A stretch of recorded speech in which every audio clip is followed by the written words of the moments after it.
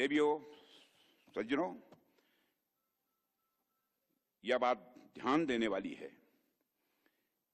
कि हमारी सरकार ने कई पड़ोसी देशों से धार्मिक उत्पीड़न से बचने के लिए वर्ष 2024 तक भारत आए अल्पसंख्यक समुदायों के सदस्यों को बिना पासपोर्ट के भारत में रहने की अनुमति दी है। आज मैं कह सकता हूं कि हमारे पड़ोसी देशों के इन भाइयों और बहनों का सम्मान से ही जीने का अधिकार भारत में मिल रहा है और इस अधिकार को दुनिया की कोई ताकत छीन नहीं सकती।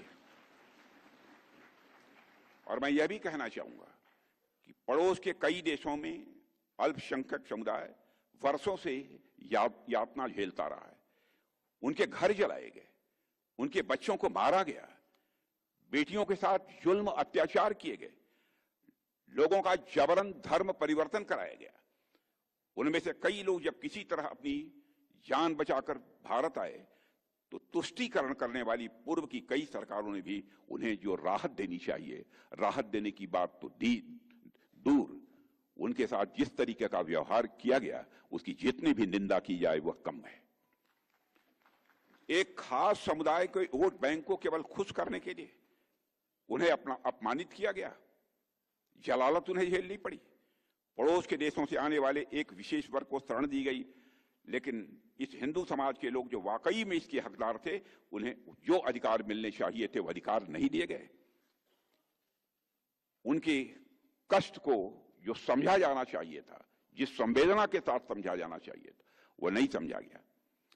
लेकिन इस पीड़ा को किसी ने समझा तो हमारे प्रधानमंत्री नरेंद्र मोदी जी ने समझा। हमने उस पीड़ा को समझा, उस दर्द को महसूस किया और हमारी सरकार ने कानून बनाकर, मेरे साथियों, यह सुनिश्चित किया कि हम उनके घाव पर मलहम लगाएंगे और हमने उस घाव को भरने का काम किया है जो घाव हमारे बहनों भाइयों को कष्ट दे रहा था, पीड़ा पहुंचा रहा था।